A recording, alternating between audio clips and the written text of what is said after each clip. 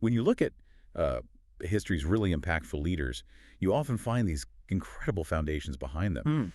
Today, we're doing a deep dive into the roots of Chhatrapati Shivaji Maharaj, really focusing on, well, the two people most crucial to his upbringing, his parents. Jijabai Bhonsle and Shahaji Raje Bhonsle. Yeah, exactly.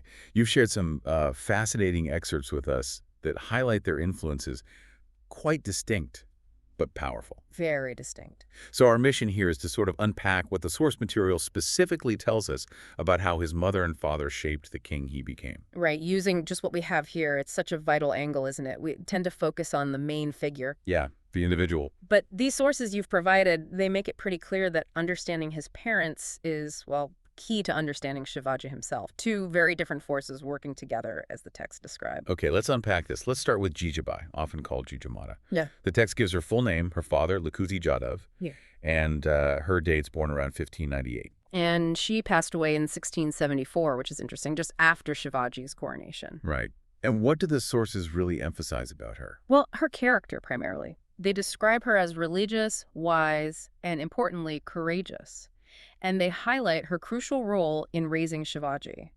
It wasn't just passive mothering then? No, not according to this. Yeah. The source says she actively instilled core values, patriotism, a deep sense of dharma, that idea of righteous duty. Using stories, right? Exactly. Stories from epics like the Ramayana and Mahabharata, really grounding him in that cultural and moral framework. And the sources seem to position her as absolutely foundational to his whole vision of Swarajya. Precisely. She's called the Rajmata, the mother of the empire. And significantly, the source labels her the spiritual guide of that dream of Swarajya, self-rule. So she laid the foundation for that dream. That's what the text suggests. It notes that while Shahaji, his father, was often away... Down south, mostly. Yeah.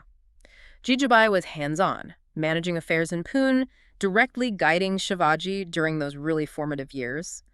Her influence seems constant, very direct, and deeply spiritual and moral, according to these sources. Okay, so that's Jijabai. What about his father, then, Shahaji Raje? The source gives his dates, too.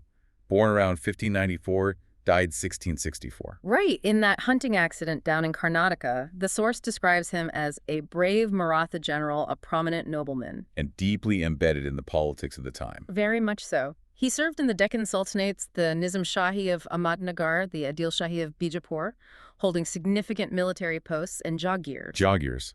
Those are like land grants giving administrative power. Essentially, yeah. Land grants with revenue rights. The source even mentions he governed the Bangalore region for the Adil Shahi Sultanate for a time. So, a man skilled in warfare and politics. Exactly. The source points that out and says he passed this strategic thinking on to Shivaji. Even though he was mostly based in Karnataka, how did that work? Well, the source suggests that despite the distance, he ensured Shivaji got a good education and was exposed to his political vision. Okay. And crucially, this is a key point in the source he gifted Pune and the surrounding areas to Shivaji, placing them under Jijabai's direct care. Right, so that provided the initial base. Exactly. His first taste of political power and a direct connection to his father's military legacy right from the start. It wasn't just abstract influence. So if we synthesize this, the source material kind of draws a clear line, doesn't it? Yeah. Jijabai, values, patriotism, dharma, leadership qualities, the spiritual core of Swarajya, the Rajmata. The moral compass, the direct upbringing. And Shahaji Raje. Yeah.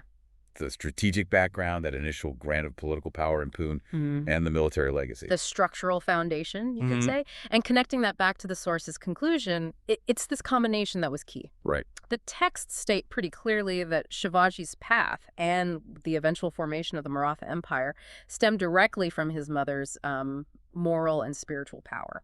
Combined with his father's strategic and military groundwork.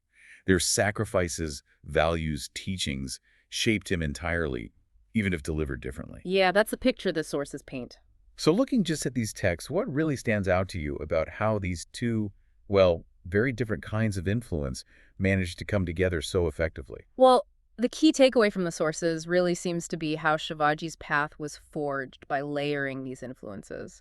His mother's direct, very present, value-driven guidance. Right there in Pune. Layered onto his father's, let's call it structural and strategic foundation, which was often provided from a distance from Karnataka. It does raise an interesting question, based purely on what the sources describe here. Doesn't it? I mean, Consider the different ways influence can work. You've got the constant, direct presence, the moral teaching like Jijabai in Pune, as the source portrays it, Versus. versus providing resources, structure, a strategic vision, sometimes from afar, like Shahaji Raja operating out of Karnataka. Two valid but very different methods. So what does that tell us, maybe, about how leadership qualities are developed? Different paths, different styles of mentorship.